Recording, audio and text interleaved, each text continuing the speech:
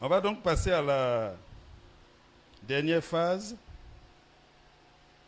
La sanctification est en fait, comme on a dit, la deuxième phase qui doit, si elle se déroule normalement, aboutir à la plénitude. Et la plénitude est la dernière phase du processus du salut. Et donc la question est, qu'est-ce que la plénitude? C'est à cette dernière question-là que nous devons répondre. Comme on l'a dit, le salut est un processus qui comporte 3 phases. La première phase, c'est la justification, qui correspond à la nouvelle naissance. Et donc, la justification produit des fils de Dieu, des enfants de Dieu. Mais ceux qui naissent de nouveau sont encore enfants. Et ils doivent grandir. Dès qu'ils naissent, le processus de sanctification qui est leur croissance commence. Amen. Mais il faut d'abord naître dans cette nouvelle nature, sinon la sanctification est impossible. Et donc tous ceux qui naissent doivent grandir. Je parle de la naissance spirituelle. Et donc la sanctification, c'est la deuxième phase qui correspond à la croissance des enfants de Dieu. Et cette croissance-là a un modèle qui est déjà défini. Le modèle, c'est le Seigneur Jésus-Christ. Si tu grandis normalement, tu dois ressembler de plus en plus à Jésus-Christ. Si ta croissance est normale, ça doit te faire ressembler de plus en plus à Jésus-Christ. Amen. Si tu dis que tu grandis et que tu ressembles de plus en plus aux gens de ce monde, à certains modèles que le monde présente, mais c'est que ce n'est pas la sanctification dont les Écritures parlent. Si tu grandis, on doit voir que de plus en plus tu ressembles à Jésus-Christ. Amen. Et on a dit, si cette croissance-là se produit normalement, elle doit aboutir à la plénitude. Et donc, qu'est-ce que la plénitude? La plénitude désigne différents stades de croissance par lesquels passent les enfants de Dieu lors de leur croissance, c'est-à-dire lors de leur sanctification. C'est des stades de croissance. Amen. On va illustrer cela avec l'être humain adamique. C'est-à-dire le vieil homme. Et comme on a expliqué, le vieil homme, c'est celui qui n'est pas né de nouveau. Donc Dieu nous donne les choses naturelles pour qu'on comprenne les choses de l'esprit. L'homme naturel a été donné pour que nous, on puisse comprendre le vrai homme, qui est l'homme spirituel. Amen. Et donc, on va illustrer ce qu'on appelait plénitude là, avec la croissance de l'être humain adamique. Tout le monde sait que quand un enfant d'Adam grandit, il passe par différents stades. N'est-ce pas?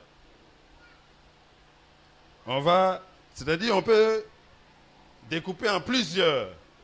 Mais moi, je veux voir les 3 grandes parties. Il y a l'enfance, l'adolescence et puis le stade adulte. N'est-ce pas? Et ce qu'on doit comprendre, c'est que chaque stade de croissance a une plénitude. Chaque stade a sa plénitude, a une plénitude. Et cette plénitude-là se traduit par des aptitudes, des capacités. N'est-ce pas? Cette plénitude-là se traduit par exemple par des aptitudes intellectuelles, des aptitudes physiques. N'est-ce pas? Quand on prend l'enfant, l'adolescent, si on prend au plan intellectuel, on voit que la capacité intellectuelle de l'enfant et la capacité intellectuelle de l'adolescent, ce n'est pas la même chose. N'est-ce pas? Donc, chaque stade a sa plénitude.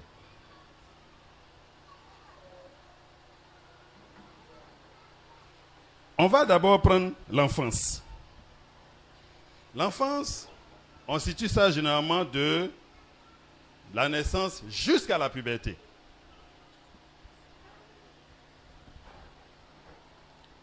Et l'enfance, on peut aussi fragmenter l'enfance. Il y a la petite enfance, hein, et ainsi de suite. On sait, on dit souvent même le nourrisson. On sait ce que le nourrisson est capable de faire. On recherche chez notre nourrisson des aptitudes qu'on sait devoir apparaître chez ce nourrisson-là.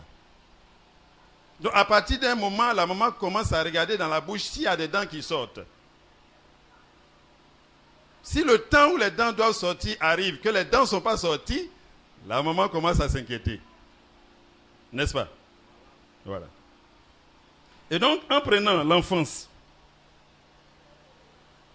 on voit que l'enfance est caractérisée par certaines aptitudes qui constituent la plénitude de l'enfance.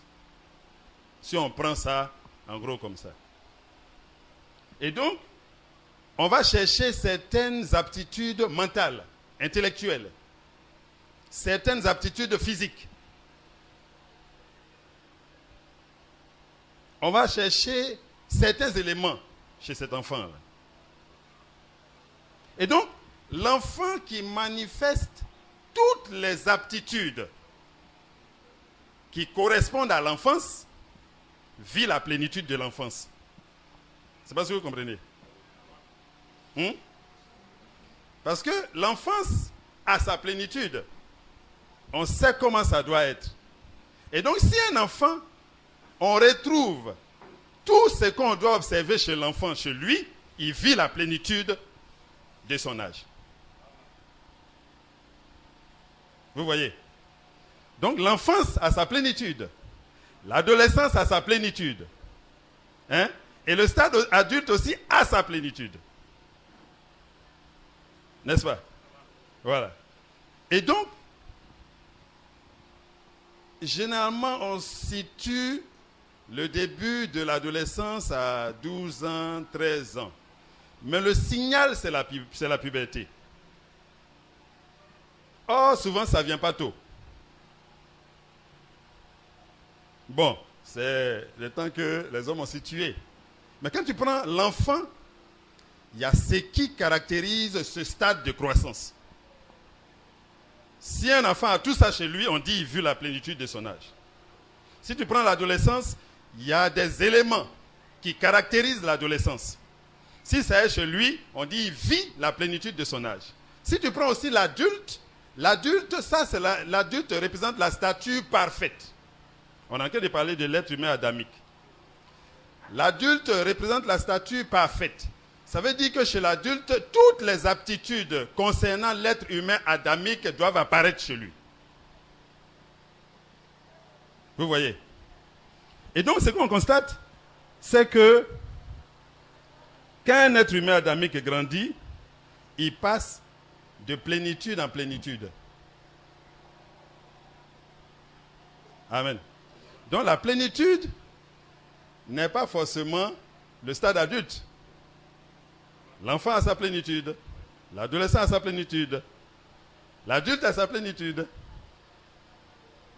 Mais en fait, la plénitude de l'adulte correspond à la dernière plénitude, qui est en fait la stature parfaite, qui représente le modèle. Amen. C'est important parce que ça permet de comprendre certaines choses sur lesquelles l'Église discute aujourd'hui. Les hommes discutent, mais Dieu, lui, se révèle à son Église. On ne verra jamais quelqu'un qui fait des recherches pour trouver Dieu. Dieu se révèle. Le passage dit, si quelqu'un me cherche de tout son cœur, je paraphrase, Il ne dit pas il va me trouver. C'est dans Jérémie, je pense. Ou bien. S'il me cherche de tout son cœur, je me laisserai trouver par lui. Donc, il cherche Dieu, il tourne à gauche, il tourne à droite, il cherche Dieu. Dieu sait que lui, là, il me cherche. Donc, Dieu se met sur son chemin comme ça et il cogne Dieu, il le trouve. S'il n'est pas intelligent, il va dire, j'ai trouvé Dieu. Mais s'il connaît ce grand Dieu qu'on ne peut pas trouver là, il va dire, c'est révélé à moi. Amen. Donc, on ne peut pas chercher la connaissance. Dieu communique la connaissance à son Église. Et c'est ce qu'il est en train de faire. Il a dit, écoute-moi bien, je vais te parler et puis tu vas parler à tes frères. Et c'est ça qui est en train de se faire aujourd'hui. C'est des grandes questions dans l'Église que l'Esprit est en train de traiter. Amen. Et donc, on voit que lors de sa croissance, l'être humain adamique passe d'une plénitude à une autre. Donc, si on veut même laisser les différents stades de croissance, si on prend 1 an à sa plénitude, 2 ans à plénitude, 3 ans, 6, je ne sais pas si... Voilà. C'est-à-dire que on dit vers 6 ans, il doit avoir tant. Vers 6 ans, on doit être capable. Je donne aujourd'hui, ils vont à 3 ans, 4 ans. Mais à 6 ans, on doit être capable de le mettre au CP1. C'est-à-dire qu'il développe une aptitude intellectuelle, une capacité intellectuelle qui lui permet d'aller maintenant au CP1. On ne peut pas, à 2 ans, l'envoyer là-bas. Quand il fait ça, on les appelle génies. Parce que l'homme trouve que ce n'est pas normal. C'est un cas particulier. Amen. Si aussi, à 15 ans, il ne peut pas, son intelligence ne lui permet pas de résoudre les choses de CP1, l'homme aussi s'inquiète. Il y a un problème. Là, on ne dit pas il est génie, on dit il est... Hein? Il est attardé. Attardé mental. Attardé mental, c'est par rapport à quoi? À une certaine plénitude. Amen. Et donc, voilà, ça c'est l'ombre présentée par l'homme naturel. Maintenant, on va passer à l'homme nouveau. Qu'en est-il de l'homme nouveau? En fait, pour l'homme nouveau, c'est comme ça que Dieu dribble les gens. Parce qu'il va vouloir appliquer à la lettre ce qu'il a vu chez l'homme naturel. Or, il y a quelque chose dedans qui...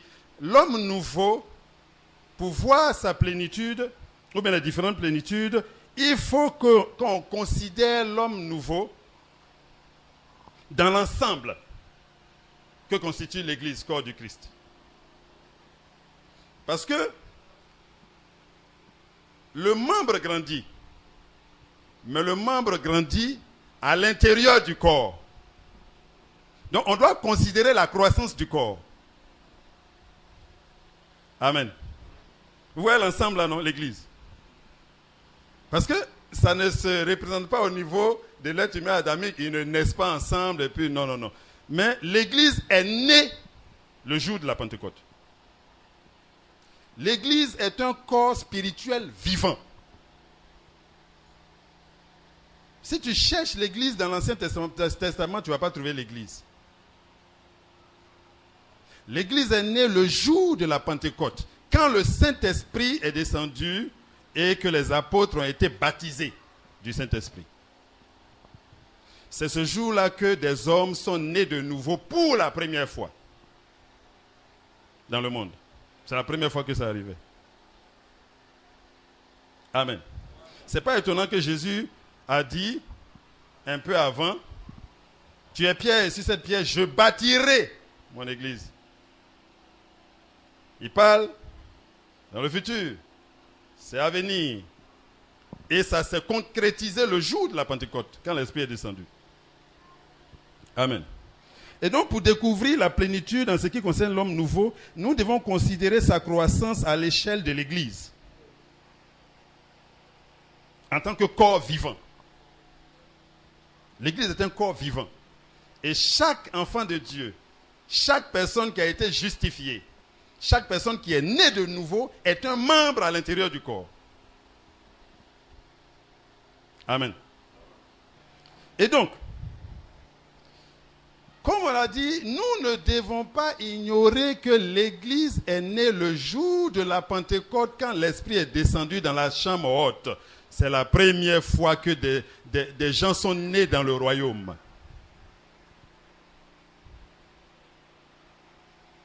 C'était le temps des apôtres. Amen. Et l'Église, dès que l'Église est née, puisque l'Église est un corps spirituel vivant, c'est ça on dit le corps du Christ, l'Église a entamé sa croissance sous la supervision du constructeur, le Saint-Esprit, qui est notre Seigneur Jésus-Christ.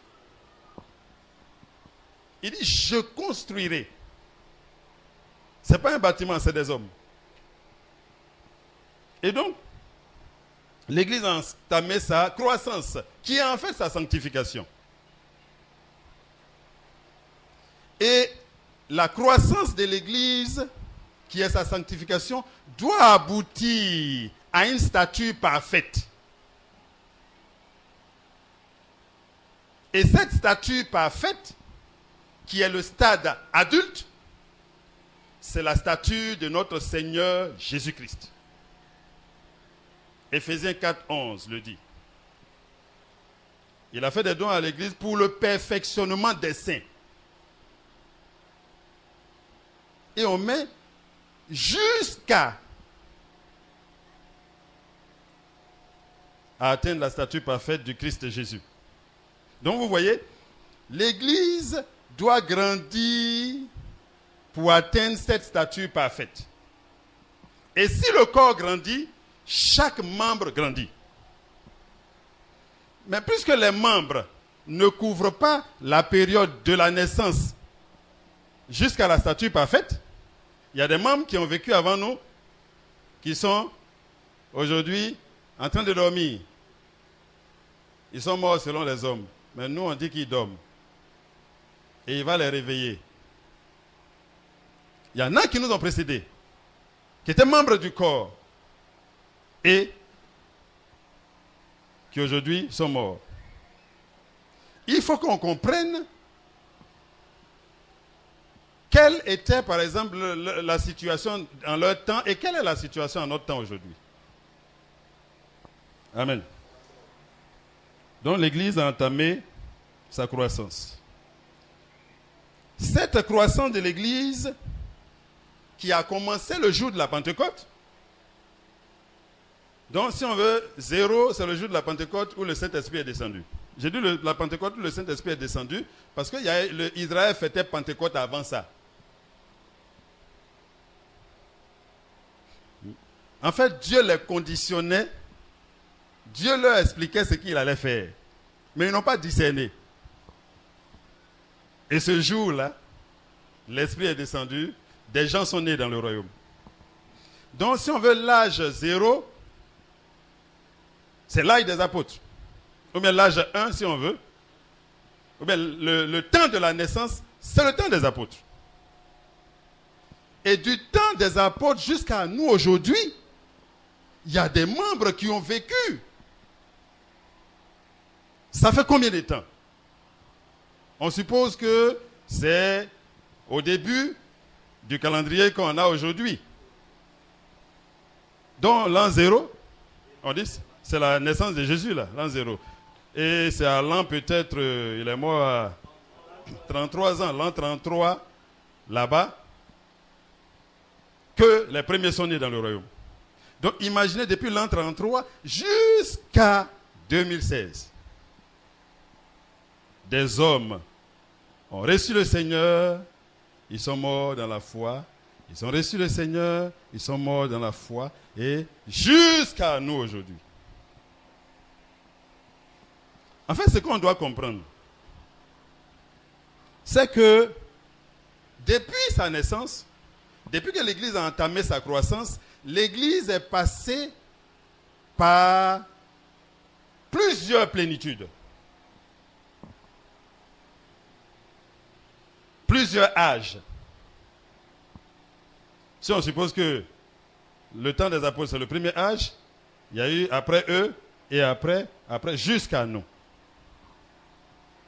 Et donc, l'Église est passée par plusieurs stades de croissance qui correspondent à des âges de l'Église. Et à chaque stade de croissance, c'est-à-dire à chaque âge de l'Église, correspond une plénitude qui se traduit par des aptitudes. Les aptitudes dont je parle, ce n'est pas les signes et les prodiges, non. Vous voyez ça, même le monde en fait. Ressusciter les morts, faire tout ça, c'est pas...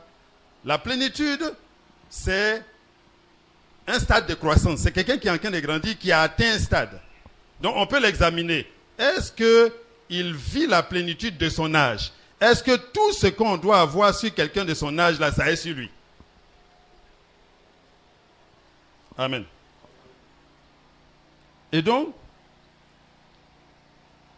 l'Église est passée par plusieurs plénitudes. Le premier âge de l'Église est évidemment celui des apôtres, qui a eu sa plénitude. Au niveau de l'âge des apôtres, juste après la Pentecôte, il y a ce qu'on appelle la gerbe agitée, qu'il ne faut pas confondre avec la plénitude de l'âge des apôtres. Quand le Saint-Esprit est descendu, qui les a remplis, si tu lis dans les Actes des Apôtres, on dit il n'était qu'un cœur et une âme. Personne ne possédait son bien propre, mais ils avaient tout en commun.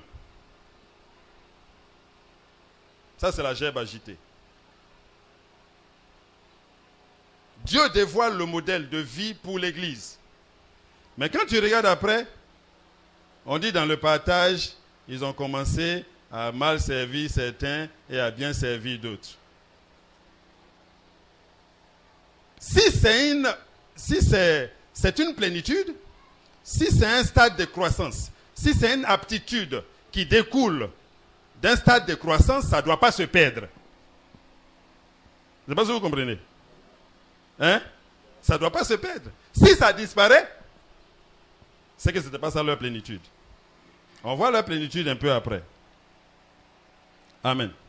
Donc, le premier âge de l'Église, c'est l'âge des apôtres, qui a eu sa plénitude. Puis l'Église, et si le premier âge, c'est l'âge des apôtres, le dernier âge, c'est lequel? Au moins sur ces deux-là, on ne va pas discuter.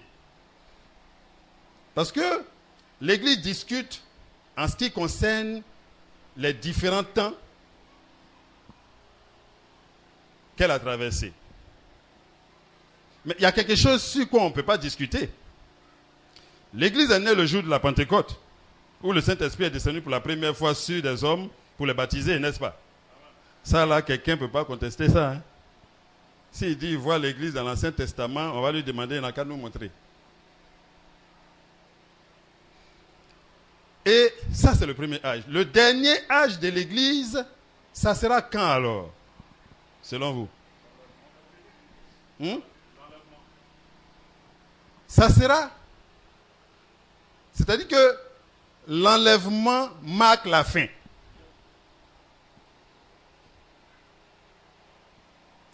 Et l'enlèvement là, ce n'est pas... c'est pas comme on va vers l'enlèvement. Ce n'est pas l'enlèvement qui est le principal. Ça aussi, les chrétiens ne font pas attention à ça. L'objectif n'est pas l'enlèvement. L'objectif est la maturité. Et l'enlèvement est une conséquence de la maturité. De même qu'un cultivateur ne peut jamais cueillir un fruit qui n'est pas mature dans son champ, Dieu ne peut pas récolter. Son objectif, il perfectionne des fils. Donc, il ne peut pas les prendre tant qu'ils n'ont pas atteint cette maturité. Donc, l'enlèvement, c'est la cueillette. C'est la conséquence de la maturité. Vous voyez. Donc, le dernier âge, c'est l'âge dans lequel doit se produire l'enlèvement. C'est l'âge de la maturité. C'est l'âge où les enfants de Dieu vont atteindre l'objectif, la stature parfaite du Christ. Et les Écritures en parlent dans Romains chapitre 8. La nature soupire après la révélation des fils. Quand Paul écrivait ça, les fils étaient déjà dans le monde. N'est-ce pas? Mais il dit la nature soupire. Les fils sont cachés. Ils sont en pleine croissance. Mais ils doivent être révélés. Révélés, pas n'importe comment, mais révélés en tant qu'image et ressemblance parfaite du Fils. Le Seigneur Jésus-Christ. Donc la terre va revoir Jésus-Christ. Je ne dirais pas Jésus-Christ. La terre va revoir des Christ. À l'image et à la ressemblance du Christ Jésus. On dit ce Jésus de Nazareth a été fait Christ. Christ c'est un état. Christ c'est en fait ça la divinité. C'est pourquoi on ne peut pas dire par exemple Jésus-Christ de Nazareth. Ça ne va pas. Si c'est Jésus-Christ, il n'est pas de Nazareth. Le Christ de Jésus n'est pas de Nazareth. Mais Jésus qui est né et qui a entamé son perfectionnement, il est de Nazareth. Jésus-Christ, il est dans sa position. Quand tu dis Jésus-Christ, tu dis déjà Dieu. Amen. Et donc, la terre va revoir des Christ vivants. Hein? On dira par exemple, le Christ Clément. Parce qu'il était le fils unique, il a beaucoup de frères. Ses frères-là sont en train de grandir jusqu'à ce qu'ils puissent manifester la même qualité de vie que le Christ de Jésus a manifesté. Amen. C'est pourquoi aujourd'hui, l'indicateur des faux prophètes, c'est l'apparition des Christ. Ça veut dire quoi? On dit il aura de faux Christ. C'est en fait des gens qui individuellement se prétendent Christ. Ils disent même, eux, ils disent qu'ils sont l'incarnation de Christ. Or, ça ne va plus arriver. Ce qu'on attend, ce n'est plus un Christ, mais c'est beaucoup de Christ. La statue parfaite de Christ, c'est-à-dire que faut que ton esprit commence à penser à ça. Parce qu'il ne faut pas voir la vie chrétienne comme on va, on vient, on va, on vient. Non, il y a quelque chose, il y a une carrière, il y a un profil. On doit être semblable en tout point à notre Seigneur Jésus-Christ, notre grand frère. C'est ça notre carrière, c'est ça notre vocation.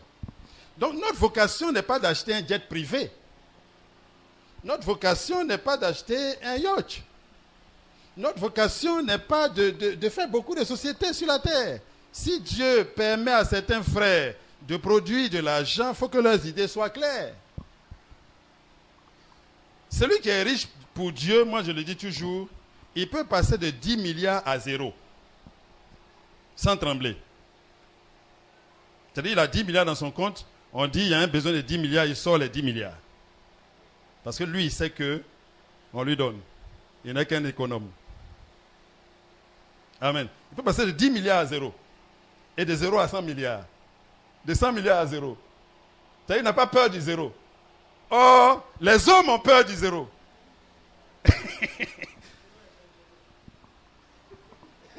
Les hommes ont peur du 0. De 100 milliards à 0. C'est-à-dire qu'il y a un besoin de 100 milliards. Voilà les 100 milliards. Et lui, il sait. C'est comme, je le dis souvent, tu as une chaussure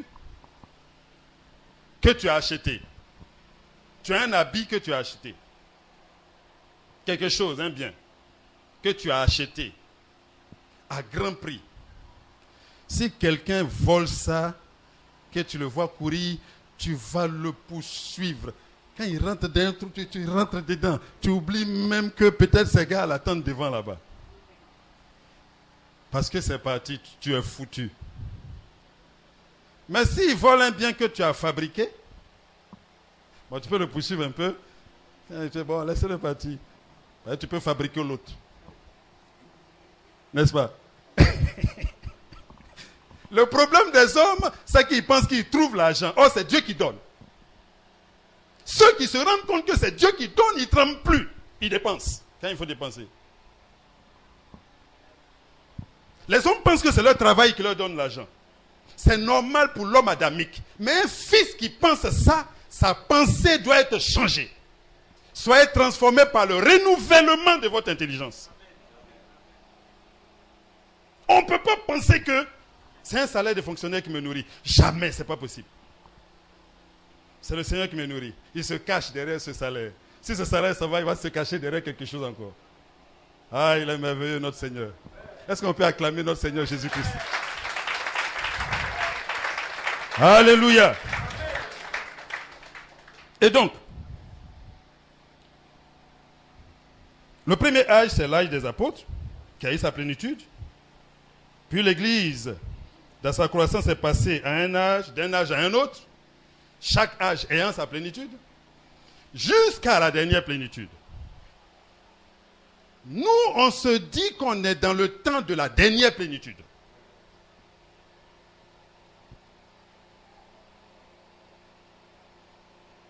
Amen. Non, c'est ce qu'on se dit aujourd'hui. C'est-à-dire que la terre s'apprête à voir des fils manifestés. Jésus n'a pas donné un autre indicateur. Il dit le monde va vous reconnaître. Le monde va vous reconnaître. Ils vont savoir que c'est vous.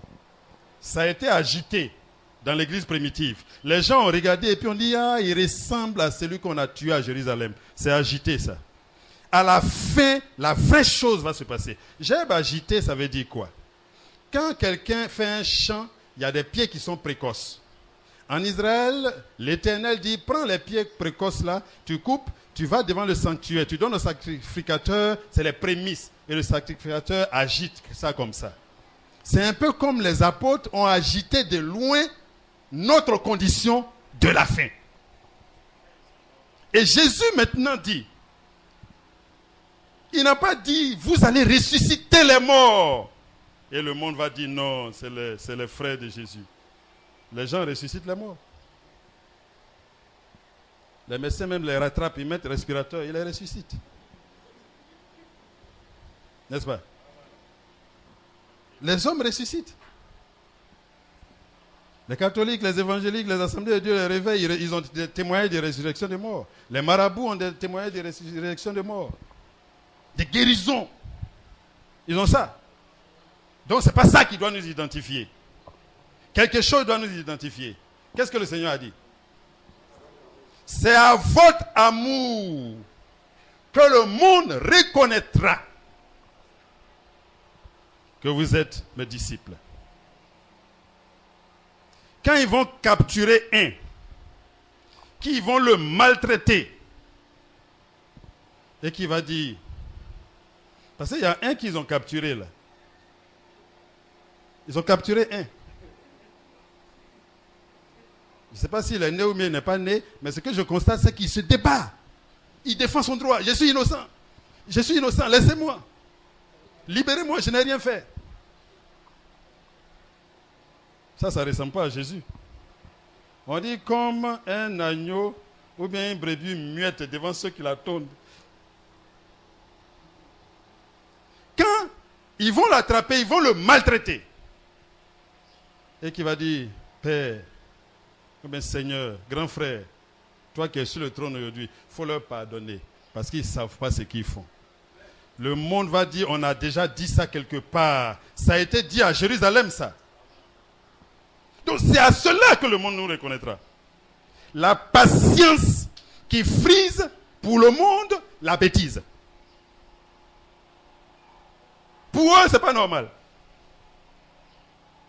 Et les anges étaient consternés de voir l'Esprit éternel, incarné dans la chair, révélé à travers un homme, se faire maltraiter, se faire clouer sans rien faire. Qu'est-ce qui se passe? Un ordre. Et on les met en miettes. Mais il dit, Père, pardonne-leur car ils ne savent ce qu'ils font. Amen. Et avant même d'aller à la croix, il dit, moi j'ai le pouvoir de donner ma vie et j'ai le pouvoir de reprendre ma vie. C'est l'ordre que j'ai reçu. C'est un ordre. Amen. Et donc ce temps-là, le monde attend.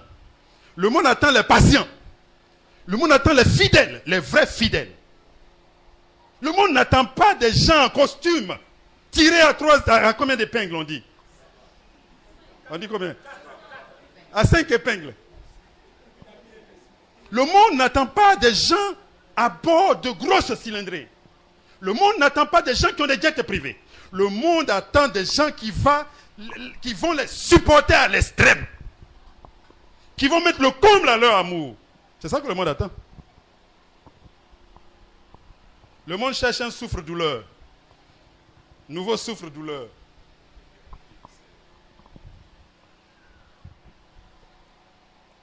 Hein? C'est ce que le monde cherche. Bouc émissaire. Le grand frère Jésus a été maltraité. Et on nous promet qu'on va nous maltraiter. Moi, j'aime ce passage-là. Ça me plaît. Et j'ai dit, Seigneur, je ne veux pas mourir de palud, ou bien de fièvre typhoïde, ou bien de diabète, ou bien de trucs. Si je dois mourir, qu'on me lapide. Comme Étienne. Que le sang frais coule. Ça, c'est une mort glorieuse. C'est la mort des fils.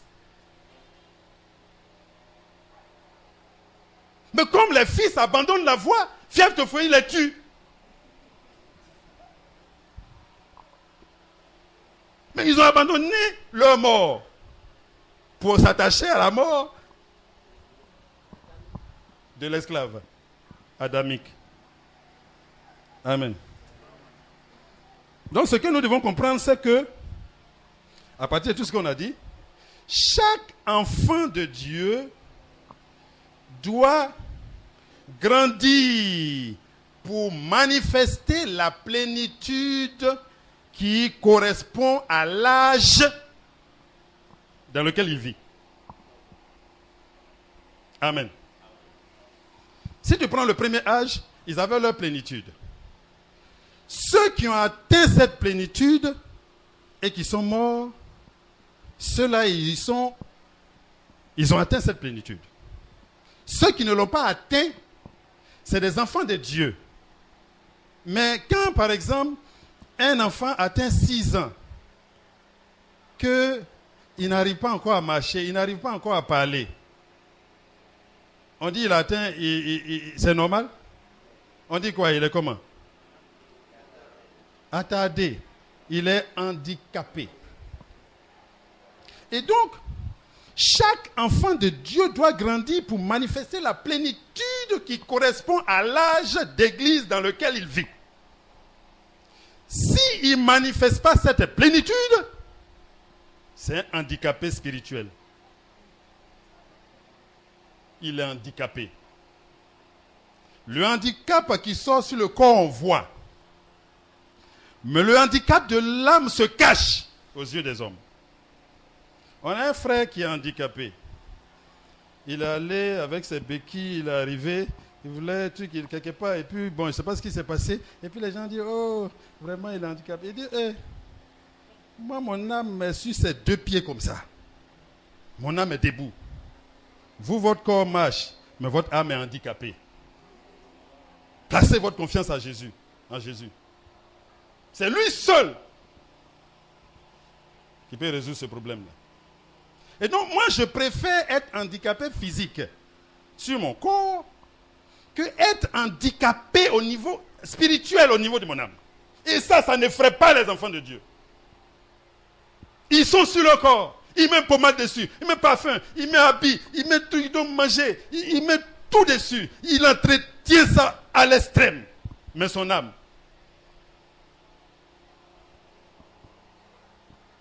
Demande à Jésus, Jésus, fais le diagnostic de mon âme. Il va te montrer dans une vision comme ça.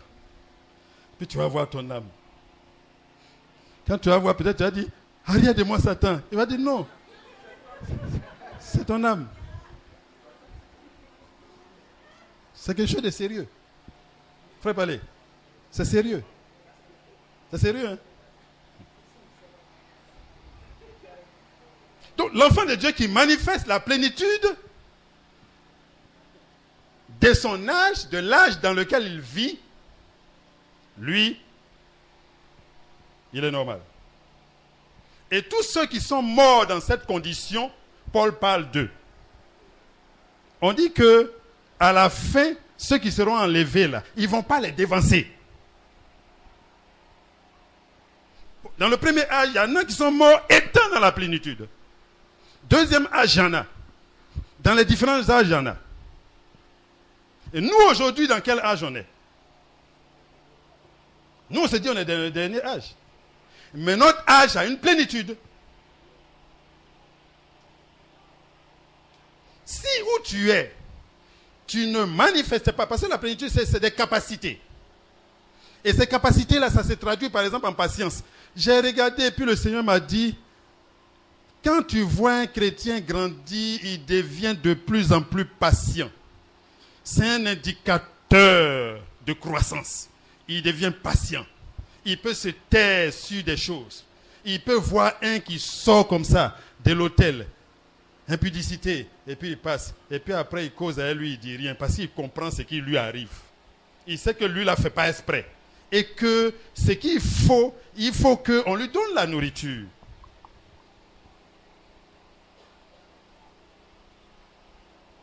Il peut voir. Moi, le Seigneur m'a parlé de la vie de beaucoup de personnes. Et puis je suis assis. Si je lui... C'est-à-dire que si je dis, il va dire que... Mais je sais. Parce que même quand tu marches avec des gens, quand tu pries pour les gens, le Seigneur va t'en parler. Et je le dis souvent.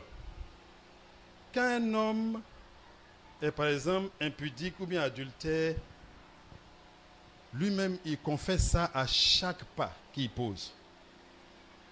En fait, c'est écrit sur son front. Si tu regardes bien, tu vas voir. C'est écrit sur son front, je suis impudique. Ça ici comme ça. Quand tu regardes bien, tu vas voir. Moi, je vois ça. Je vois. C'est-à-dire que on doit entrer dans l'esprit. Le temps d'entrer dans l'esprit est venu. On va parler de ça un jour. Qu'est-ce que c'est entrer dans l'esprit?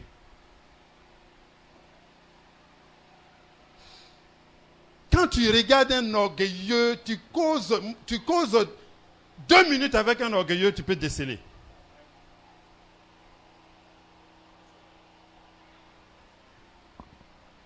Je suis allé une fois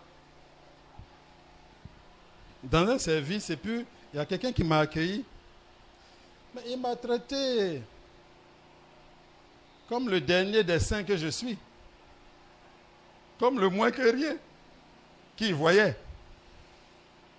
Mais il m'a maltraité. Il m'a maltraité. Il téléphone, il truc. Putain, je suis plus âgé que lui. Moi, ma barbe est blanche. C'est un jeune.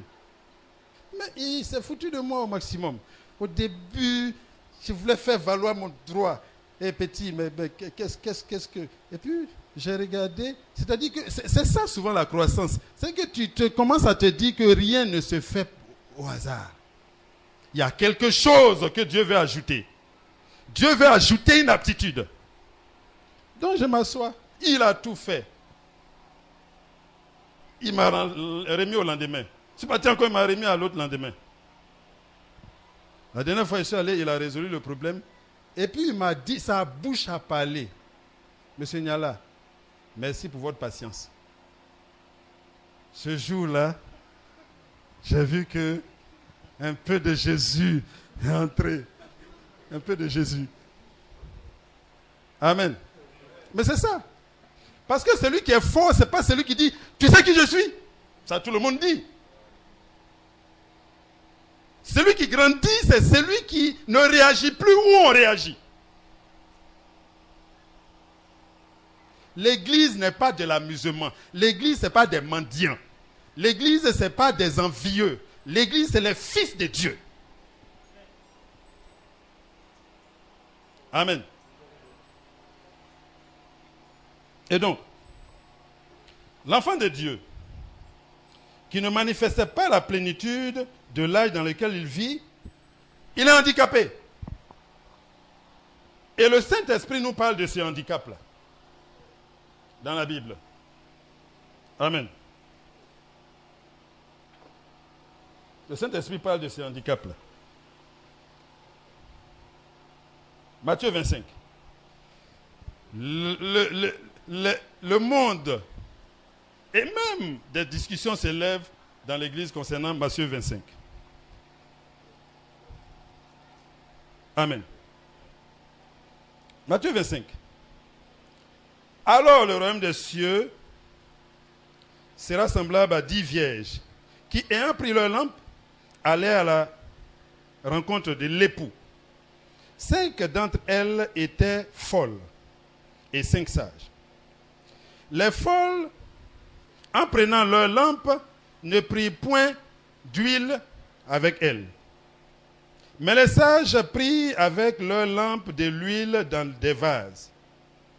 Comme l'époux tardait, toutes s'assoupirent et s'endormirent. Au milieu de la nuit, on cria « Voici l'époux !» Allez à sa rencontre. Alors toutes ces vierges se réveillèrent et préparèrent leurs lampes.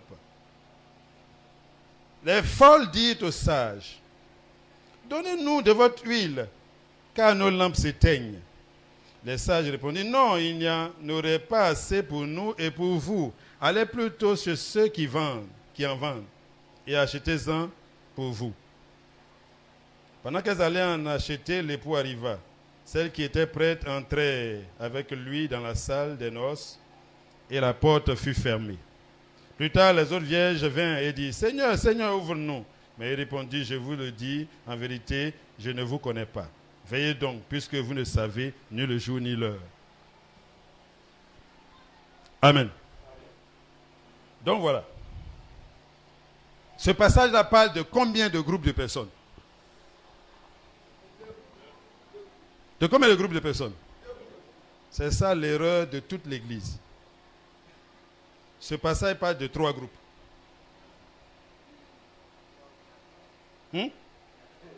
C'est 3 groupes. Parce que dès qu'on dit vierge, il y a un autre groupe qui s'écrit. C'est quel groupe? Les impurs, les prostituées. Parce que tant qu'il n'y a pas de prostituées, tant qu'il n'y a pas... Si tout le monde est vierge, on ne parlera même pas de vierges. Ça veut dire quoi? Si tous les hommes sur la terre étaient noirs, on ne parlerait pas de blancs. On ne parlerait même pas de noirs. On ne découvrirait même pas ce trait de caractère. Mais on le découvre par rapport. Donc si on parle de vierge, il y a prostituée. Ou bien? Hein? Ou bien? Hein? C'est ce que je disais hier. Quand tu dis l'Esprit éternel, quand il est seul, avant qu'il ne crée, il est l'Esprit. Mais quand il crée des esprits qui sont temporels, lui, on le qualifie d'esprit éternel par opposition à d'autres qui ne sont pas éternels. Ça parle de 3 types de personnes. Ça dévoile 3 types de personnes. Elles sont vierges. Donc il y a une vertu qu'elles ont. Si cette vertu-là, tout le monde l'avait, on n'en parlerait pas comme vertu. Mais c'est par opposition à une impureté que elle, on parlera de pur. N'est-ce pas? Donc ça parle de 3. Maintenant, il faut les situer. Parce que si tu vois que c'est 2, tu auras du mal à les situer. Mais si tu vois les trois, les situer devient facile. N'est-ce pas? On va commencer par les prostituées. C'est qui? C'est les impures. On dit, elles ont commerce. Quand j'ai regardé vierge, c'est prostituée ou bien vierge, on dit, elle n'a pas commerce avec un homme. Ça veut dire que un homme ne l'a pas touchée. Elle s'est conservée pure. Est-ce que vous savez que ceux qui se confient dans leur argent se prostituent à leur argent? Est-ce que vous savez ça? Placer sa confiance dans l'argent qui ne t'a pas créé, c'est de la prostitution. La confiance doit être placée dans le Créateur. Quand ça se place dans une créature, c'est de la prostitution. Donc tous ceux qui n'ont pas placé leur confiance en Jésus, tous ceux qui ne sont pas nés de nouveau, ceux-là, ils placent leur confiance dans quelque chose d'autre. Ils se prostituent à ceux dans quoi ils placent leur confiance. Frère, c'est sérieux cette affaire.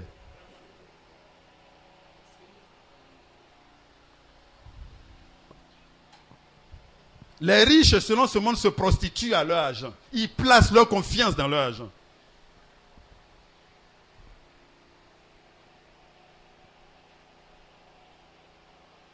Il peut arriver, comme on a dit, aux enfants de Dieu de se prostituer. Mais, on ne les appelle pas prostituées. C'est des fils qui se prostituent. C'est différent. Et ça, il faut le savoir. Et donc, les prostituées symbolisent les êtres humains adamiques. Tous ceux qui ne sont pas nés de nouveau. Pourquoi ils ne sont pas nés de nouveau? C'est ça la question. Même pourquoi ils ne sont pas nés de nouveau? Pourquoi ils ne placent pas leur confiance en Jésus? Dans quoi placent-ils leur confiance? Amen. C'est les prostituées. Tous ceux qui ne sont pas nés de nouveau. Je l'ai dit hier, on va parler de la paternité de ce monde. On va dévoiler leur père. Quand il va apparaître, tout le monde va attraper sa bouche comme ça. Quand leur père va apparaître. Le jour que Dieu m'a dit, j'ai attrapé ma tête. J'ai vu que de la manière dont ça bouge, s'il ne t'explique pas, tu ne peux jamais comprendre. Amen.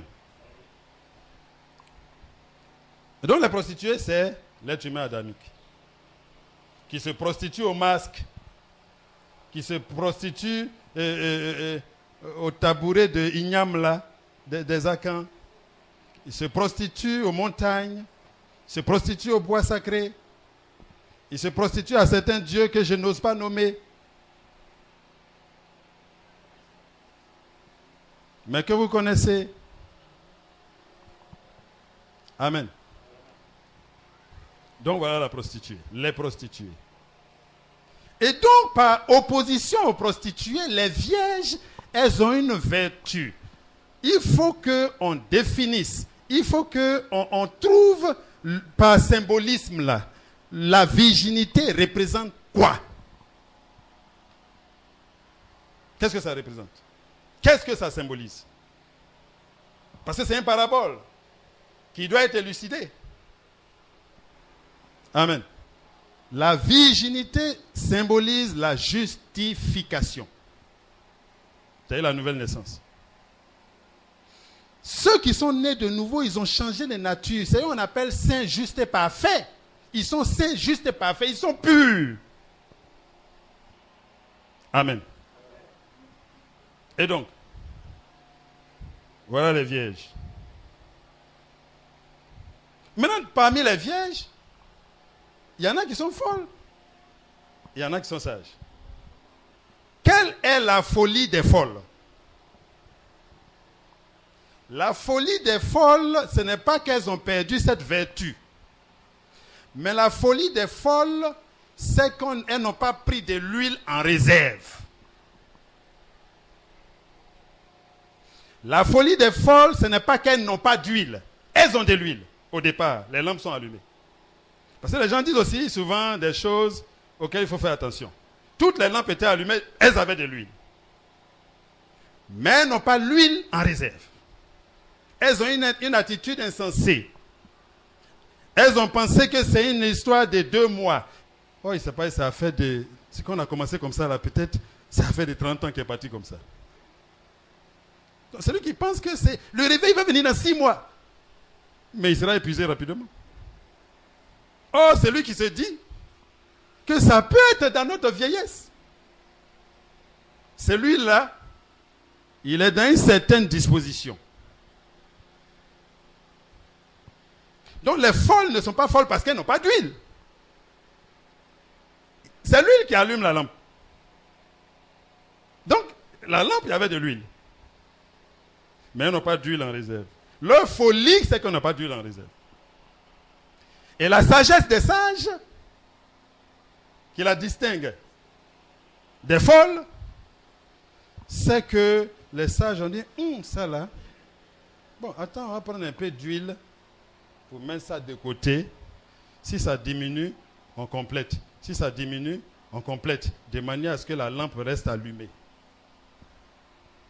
Voilà la sagesse des sages. Ceux qui aiment le symbolisme, les évangéliques en tête, ils savent que l'huile, c'est le Saint-Esprit. Symbolise généralement.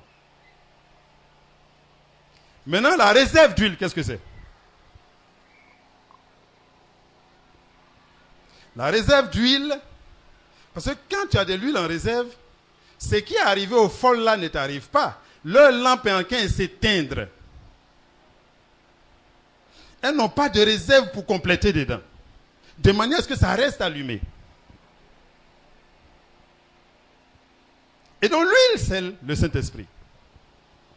Et la réserve d'huile, c'est le fait d'être rempli du Saint-Esprit.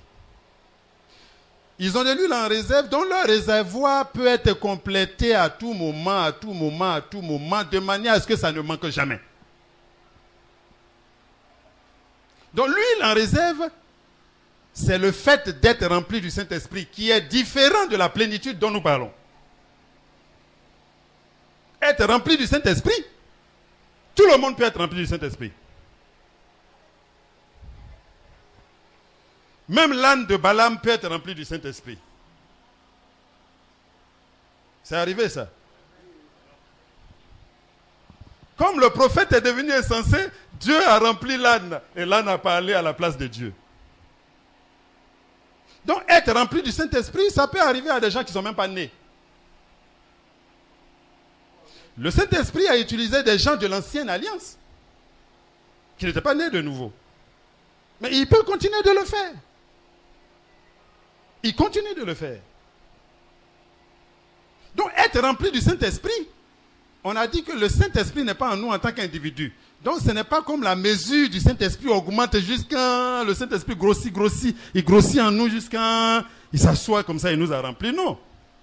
Être rempli du Saint-Esprit, c'est être en communion parfaite avec le Seigneur Jésus-Christ. Celui qui est rempli du Saint-Esprit connaît le sentiment du Seigneur. Il est rempli de la pensée du Seigneur. Il est rempli de la volonté du Seigneur. Celui qui est rempli du Saint-Esprit, quand il s'exprime, c'est la pensée du Seigneur qui se dévoile. Mais ça, c'est temporaire. Être rempli du Saint-Esprit, l'esprit peut s'attrister, s'éteindre. Quand on dit l'esprit est éteint, ça ne veut pas dire qu'il n'est plus là. Parce que c'est ceux qui pensent que l'esprit en nous en tant qu'individu, c'est eux qui pensent que quand on dit il est éteint, il n'est plus là. Quand tu es rempli de l'esprit, le monde a tendance à créer des situations pour te vider, pour que la pensée de Dieu ne soit pas exprimée. Donc le monde envoie des choses pour essayer de te vider. Et si tu ne veilles pas, l'esprit s'attriste, comme la Bible dit. Et si tu continues de ne pas veiller, l'esprit peut s'éteindre. Ça veut dire que tu n'as plus la pensée de Dieu. C'est la chair. C'est ta propre pensée qui te dirige maintenant à 100%.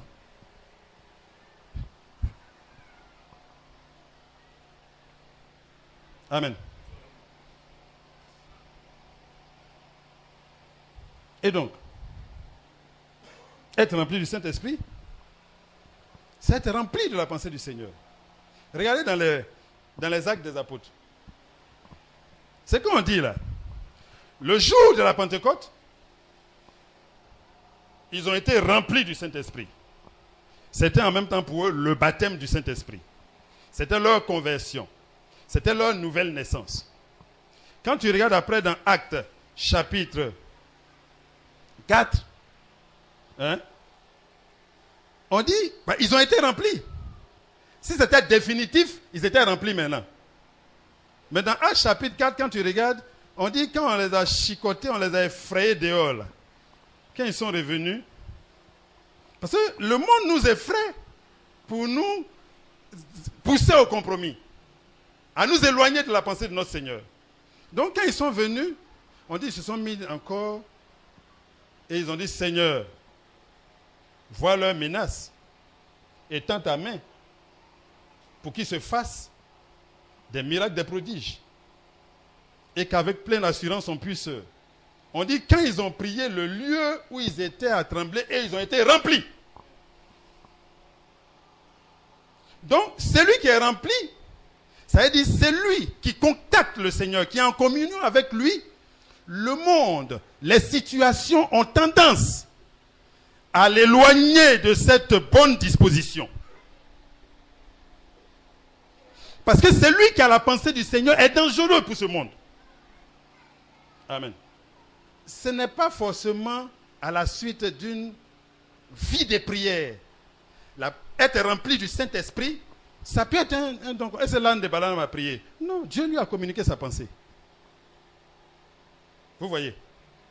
Jean-Baptiste, on dit, il est rempli du Saint-Esprit depuis le ventre de sa mère. Il n'a jamais vécu comme un homme normal, Jean-Baptiste. Les hommes ne l'ont pas éduqué. Dieu a forgé cette mentalité depuis sa plus tendre enfance. On doit être continuellement rempli. C'est notre rôle, l'Église. Nous avons des foyers à restaurer. Nous avons des gens à consoler. Mais, tant que tu es rempli de ta propre pensée, tu n'auras aucun fardeau.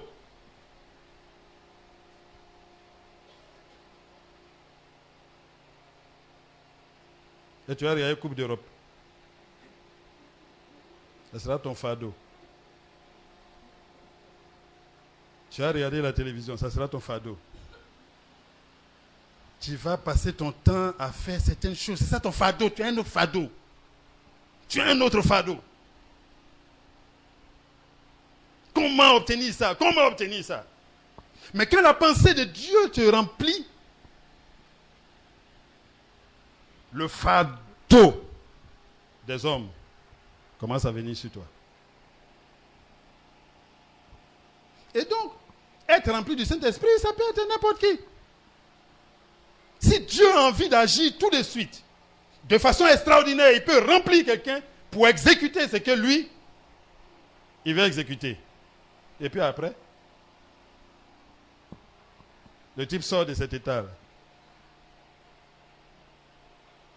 Or, la plénitude dont nous parlons, c'est un stade de croissance qui est pratiquement irréversible. N'est-ce pas? Comment tu ramènes celui qui a 12 ans à 11 ans? Il a 12 ans. Maintenant, s'il a 12 ans, il peut être quelqu'un qui ne manifeste pas l'aptitude de 12 ans, mais il a 12 ans quand même. Amen. Vraiment, voilà les vierges.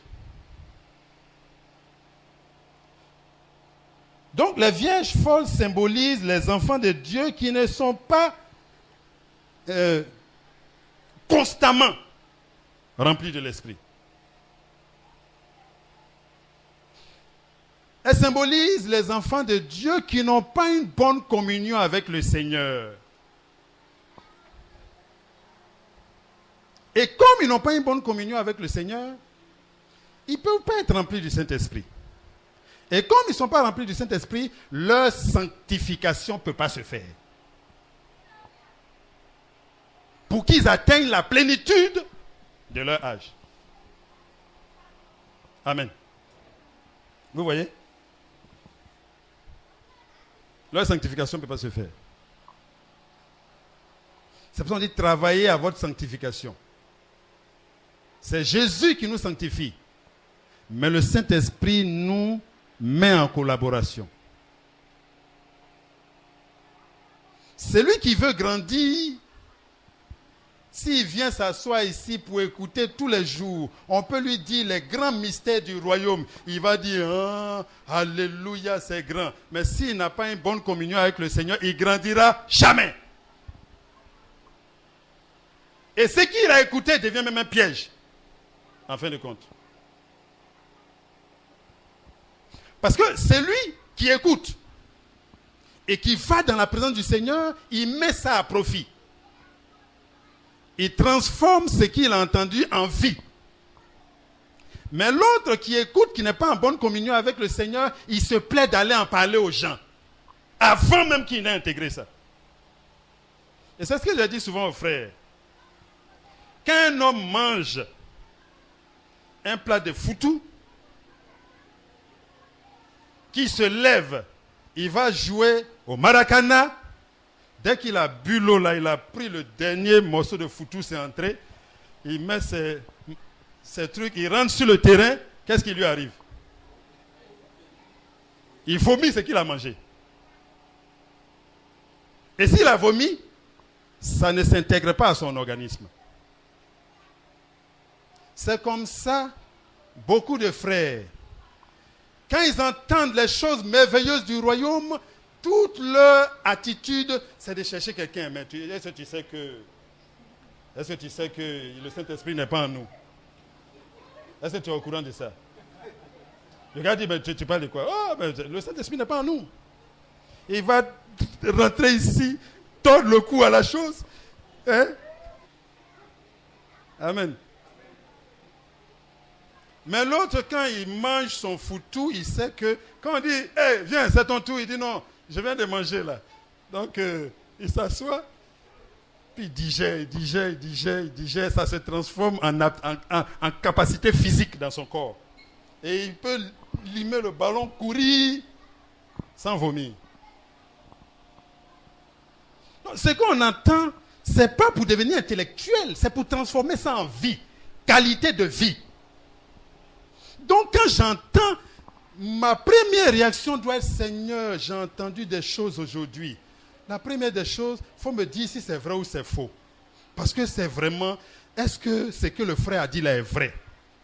Parce que tant que Dieu ne te confirme pas quelque chose, même si tu as dit c'est vrai aujourd'hui, tu vas douter demain.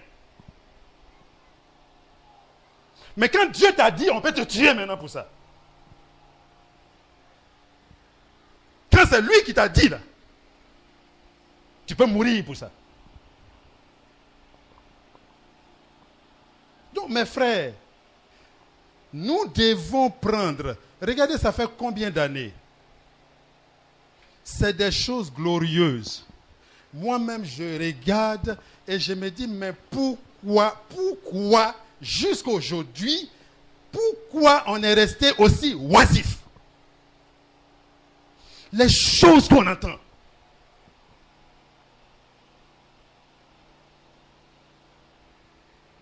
Mais si tu entends des grandes choses, que tu ne vas pas dans le secret pour dire, Seigneur, tu as guéri nos maladies, mais le diabète me dit que tu ne m'as pas guéri. Donc lui, il continue le diabète te traite de menteur. Il faut aller dénoncer le diabète. Jésus, le diabète dit que tu mens. Oh, je sais que tu n'es pas un homme pour mentir, ni un fils d'homme pour te repentir.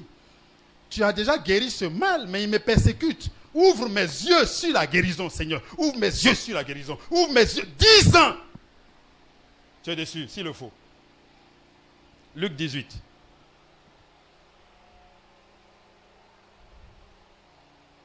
La femme de Luc 18 n'a pas dit, Seigneur, pardon, donne-moi, il n'a pas dit au juge, là, donne-moi un peu d'argent, pardon, mon enfant et moi, on souffre trop, donne-nous un peu d'argent. Ce n'est pas une mendiante. C'est l'image des fils. Parce qu'après, il dit, le Seigneur, est-ce qu'il ne fera pas justice? On dit justice. On ne dit pas est-ce qu'il ne va pas. On dit justice. Justice, ça veut dire c'est un droit qui doit être rétabli. On dit nous sommes héritiers. La pauvreté, la misère me dit que on va voir si tu es héritier. Voilà Luc 18 qui a commencé comme ça. Seigneur, tu as fait de moi héritier. La misère dit non, défends mon droit. Défends mon droit. Ouvre mes yeux sur l'héritage. Celui qui fait ça, la misère va prendre ses bagages et fuir loin de lui.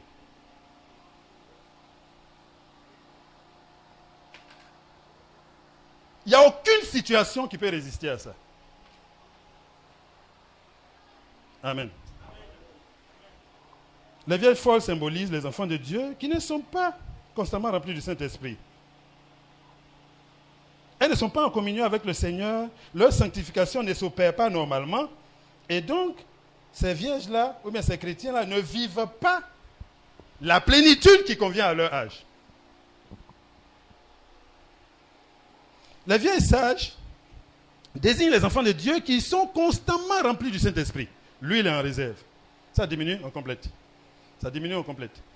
Ça diminue, on complète. Constamment remplis du Saint-Esprit et qui vivent la plénitude de leur âge.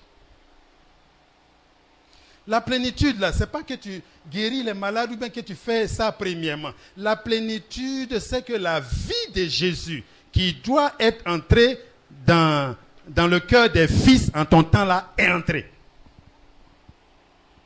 La ressemblance avec Jésus que les gens de ton temps doivent manifester, tu manifestes ça.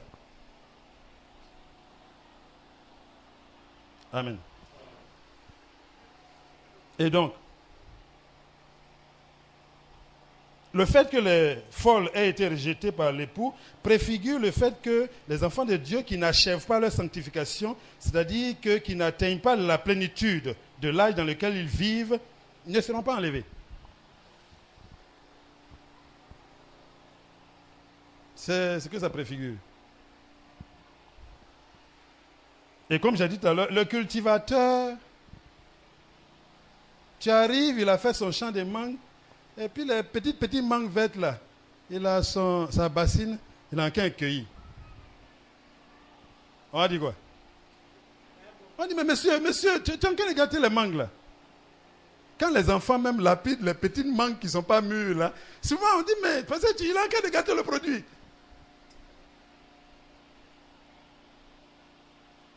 Dieu ne récoltera pas des fils qui n'ont pas atteint la maturité. L'enlèvement n'est pas un objectif. L'enlèvement est une conséquence de la dernière plénitude. Donc, ce n'est pas l'enlèvement comme ça, on regarde, non. C'est comme une mangue qui est là, qui regarde comme ça, et on va me cueillir. La mangue l'attend, mais il ne vient pas me cueillir. Il va me cueillir. La mangue doit se dire, il faut que la chair rentre, il faut que ça jaunisse, et il faut que le sucre qui doit être dans ma chair rentre. C'est ce que la mangue doit se dire.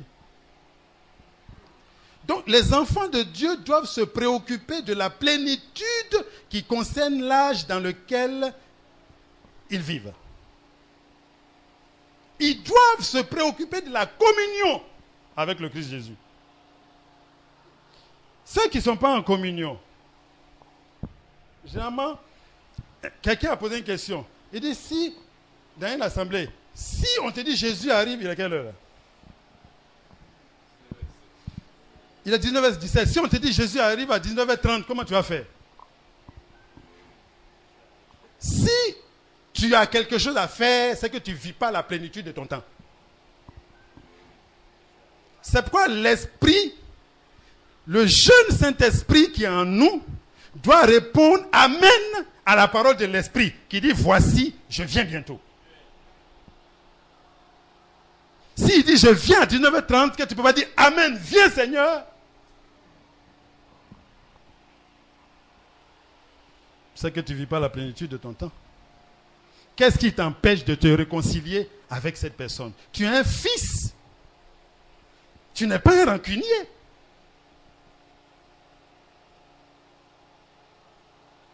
Qu'est-ce qui t'empêche de demander pardon là où il faut que tu demandes pardon? On dit, c'est à 19h30. C'est maintenant, l'autre fois là, j'étais offensé. C'est ce que les évangéliques font chaque dimanche. Ils viennent, ils demandent pardon, ils pêchent, ils demandent pardon, ils pêchent, ils demandent pardon. Nous, on doit vivre avec Jésus. Les véritables adorateurs ne feront pas une adoration rituelle. Dieu est esprit et ceux qui l'adorent doivent l'adorer par l'esprit et en vérité. En vérité, ce n'est plus à elle les hommes. Ce n'est plus à elle les rituels. C'est la véritable adoration. Nous sommes l'objet de culte et notre vie est l'adoration.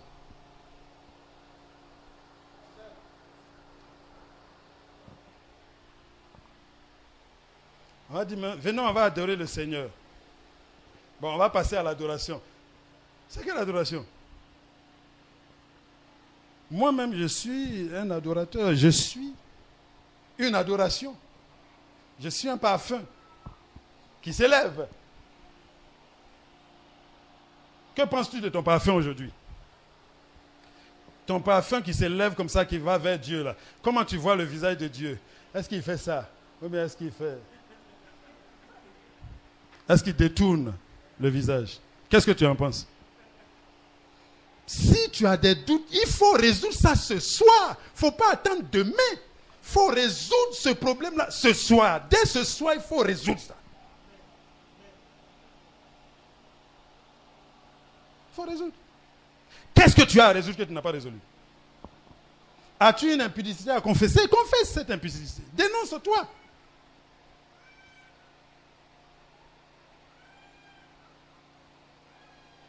Amen. Donc voilà.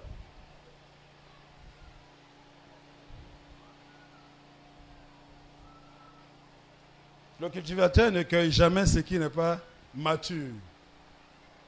Si tu vois cueillir, ça peut élever encore, mais ça atteint la maturité. Il reste maintenant à porter la couleur de la maturité. Donc il cueille. Il ne peut pas cueillir avant. Qu'est-ce qui va se passer? Ce qui est arrivé à maturité sera récolté. Qu'adviendra-t-il de ce qui reste dans les champs? Ça, on va en parler pour une autre fois. Je ne vais pas aborder ce sujet aujourd'hui. C'est un sujet aussi qu'on va aborder. Il faut que ce soit élucidé. La plénitude dont nous parlons est donc le stade de croissance qui correspond à l'âge dans lequel nous vivons. Amen.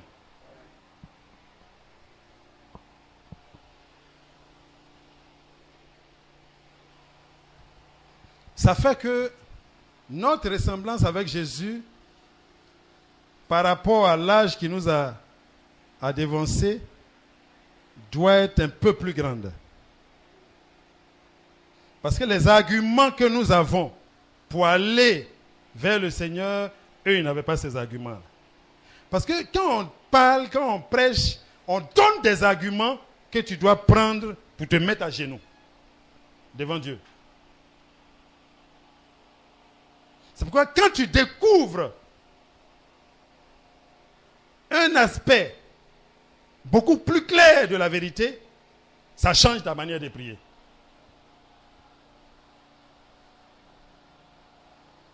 Amen. Vraiment que le Seigneur nous fortifie.